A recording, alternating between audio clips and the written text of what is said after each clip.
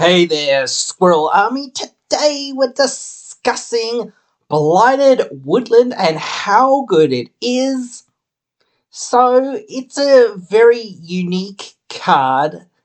There's actually a cycle of these land cards. They all do something different when you sacrifice these lands. Blighted woodland, if you don't know, it's 3 and a green to sacrifice it, and you go and find 2 basic lands and put them into the battlefield tapped, and it just comes into play untapped and taps for colorless mana.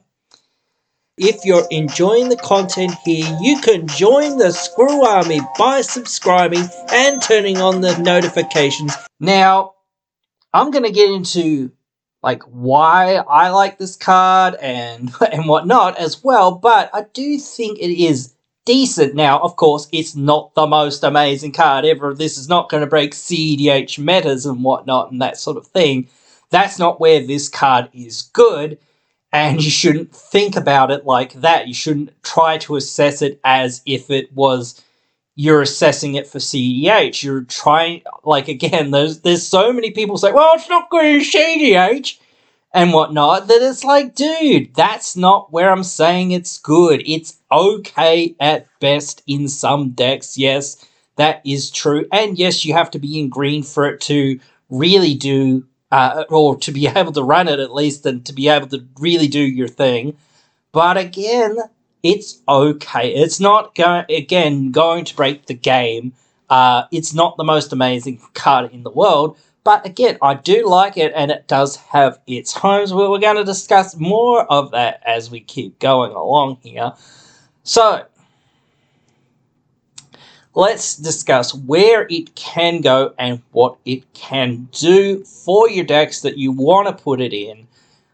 So, Explosive Vegetation and a couple of those other cards they've kind of made functional reprints or reprints of that are kind of slightly better and whatnot. There's Skyshroud Claim, which is basically the best version of this, and whatnot. There's a few other ones that are out there that are, and they're okay, and if you're in the right synergies, or you really need that one extra other card and you don't really know what else to do, maybe one of those other extra cards like Migration's Path and whatnot would be okay for the utility of just being able to cycle it away when you don't really need it, draw some cards, whatever.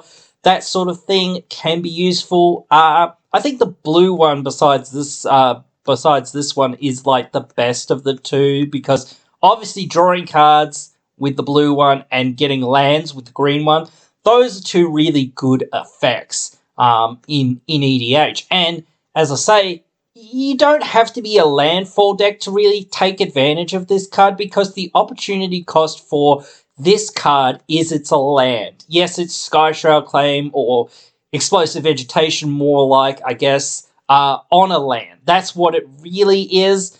And that's where I think it's really good, because you can just run it as a land and you don't really care about its ability. Yeah, sure, it's a colorless land, and maybe that's not the best in like a 3 or 4 color deck, but then again, 3 would still be alright, I think, for the most part. I've run it in a couple 3 color decks, and it's been fine. But again, it's the fact that it's a land, so the opportunity cost can't be lower, essentially, in that sense, because you're just taking out another random land that you can, easily replace. And yes, if you're in more than 4 colors, maybe it's a more difficult ask, but again, it's still a really useful card. And yes, it's maybe not as good as just a fetch land, and some people would say, oh, it's not as good as just Terramorphic Expanse or Evolving Wilds, in a sense, because I've got to pay for it. I've got to pay 4 mana for it. If it was for free or whatever, it would be too good, obviously. But again, so they've got to put a cost on it.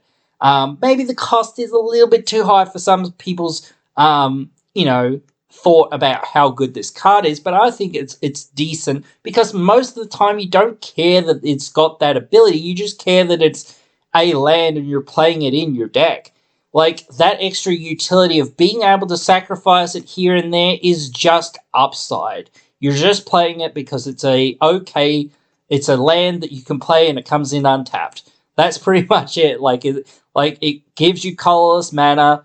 That's okay. That it's not the worst thing in the world, especially in 1 or 2 color decks and whatnot. So that's fine. And even in 3 color decks, I still think you'll be fine for the most part. I've been fine running this card within 3 color decks. I haven't really run it in 4 color decks though. My Omnath deck could maybe use it. I haven't put it in there. I don't really know why, but again, that deck has a lot of fetches and Terramorphic Expanse, Evolving Wilds, and all that. But again, maybe it needs that again, but I'm not too sure. But anyway, getting back to the point, this is a very useful card because yes, when you're late game or whatnot, that ability can come up, especially if you haven't hit many land drops, or even if you've hit lots of land drops, because this is where it's really good. And that's why people like fetch lands and things like that, is because, again, it thins your deck and it can help you, get rid of more useless lands that are in your deck so that you can be more likely to hit gas, essentially. That's one of those things. And again, it gives you that shuffle moment to be like, oh, okay, cool. Well, I knew what was on top and I didn't really like it, so I'll just shuffle it away, and whatnot. And, well, I got 2 lands out of it as well. That's pretty good. So I'll be more likely to hit gas when I'm, looking at, the next card that I'm drawing or whatnot next turn and things like that. So it's really good when you're flooded because it gets rid of extra lands in your deck, so less likely to draw those lands. Now you can still draw lands, of course, obviously, so you can still always brick, but again, it's somewhat less likely. And again, if you're sort of mana starved on the other side, it can be really good as well because, hey, well, I can't really cast anything anyway, so I might as well pass my turn, search for those 2 lands and then untap next turn and see where I can get from there, because now I've actually got, 2 more mana that I can play with. So, and maybe you might be so starved that you can't even activate it, but, you hope for the best and eventually you will be able to. So once you can get that, train going, it's like, oh, okay, cool. Let's move on and let's try to find, enough mana to, get in this game. So I like it on both of those sides. Now, if you are in a landfall deck, and again, I would say that you want to be 2 or 3 colors, and again, maybe your 4-color Omnath could potentially use it. There's no 5-color landfall style decks, but I'm sure someone could just throw together some sort of pile and just be like, oh yeah, it's 5 colors. Just the commanded really doesn't do anything with what the deck's doing. It's just 5-color landfall stuff and whatnot. But anyway, that's what it is. But yeah, so I don't know whether it would fit in a deck like that in 5 colors. It's probably not. It'd be so hard to sort of make it work because you've got so many other, duels and you've got all your fetches and shocks and whatnot, that it'll be very hard to sort of squeeze it in there. But again, it's still a very useful card. And again, you probably wouldn't have as many basics when you're getting up to 5 colors as well. But again, it still can be very useful in those 2 and 3 and even single color landfall style decks or land based decks, because again, you can get those effects off of them. So it offers that additional upside in those decks. So it's definitely useful there in those decks. And I would take this over those, other effects like explosive vegetation and those sorts of cards, because again, it's on a land, and yes, sure, I can play, more spells in my deck, but it's so much easier in my, 37, 38, whatever lands I've got to be just like, okay, I'm going to replace one of these lands with this, and just be like, okay, cool. If I need to use it for its ability, it's right there for me. And whatnot. It would be really good, obviously, again, if you could keep doing this and whatnot. But again, you can keep doing it if you have the right cards, like Ramadec Excavator, Crucible Worlds, things like that, and Sun Titan and whatnot, and things like that. So there are ways to kind of, quote-unquote, abuse it and reuse this ability and whatnot. So certainly there's more to it than just it's a card, put it in your deck. It's a decent card, definitely, for some decks, and it's certainly a very good card for other decks. So again, I like the card. I played in several decks. Yes, maybe it doesn't go in every deck because you can't, sort of make it work, or it's just too slow. I get that that would be a concern for some people.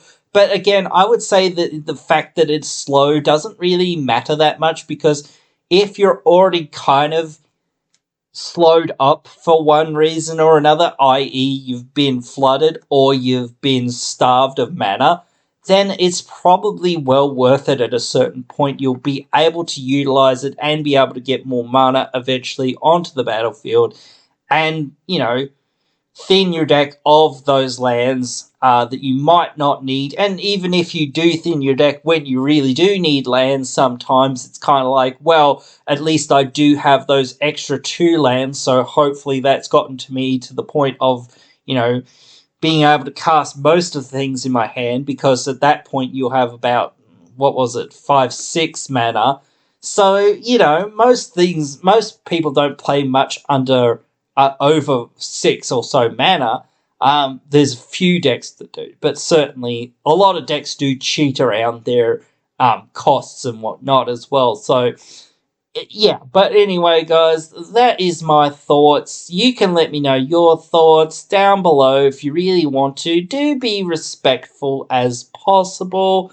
Most people are, which is cool. I'm happy that most people are pretty respectful about their opinions and discussing my own opinions.